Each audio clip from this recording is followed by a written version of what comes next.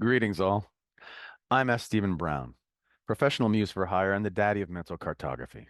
The material you're about to watch was from one of our recent Rumble Pits, an online promotional event used for the release of my new book, The Barstool Theories 2, My First Mental Cartography Handbook, abridged. This clip is from a 6x6 Rumble Pit, where we had six different unique individuals provide six topics that they could speak on confidently. Myself and my writing team then wove those topics together into questions to see if we could find any universal truths together. Here's one section I wanted to show you in its entirety when the topic of selling out came up. Like, what defines selling out in your chosen profession or hobby? And is it a deal worth making? Well, if it's a deal worth making, then is it really selling out? That's you just like that's the question. There's the short term and the long term. I suppose that you would think that selling out would be that you think that it's going to work out for you in the long term, but actually it's not. And That if you're so selling out, I don't think you think it's going to work out in the long term. Do you? interesting. Because I if mean, you're I've never been selling in a out, position you're where just, I I, feel like that's more of a short term reward. I do think any of us have experience with selling out? well, actually, I think I think the issue here might be a definition issue. I think we need to define actually what selling out is. Would anyone like to try and define it that we can work from there? To me, selling out is getting a lot of money for doing something that is low quality. So something that is beneath you, basically, because it is a lot of money. Yeah, I Wow. have a agree. I have a In a similar very broad general sense. Yeah. I have a similar definition. Beneath you is the defining part of that. Oh, Uh, okay. I yeah. could wind up taking a script and changing the shit out of it to sell it to Disney under the hopes that it becomes huge. And now on the next one, I have control because I just did something amazing. Compromising my vision in order to get control, not necessarily selling out.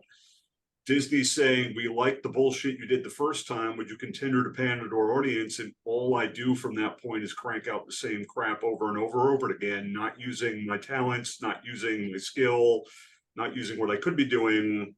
Now I'm just doing this for a paycheck.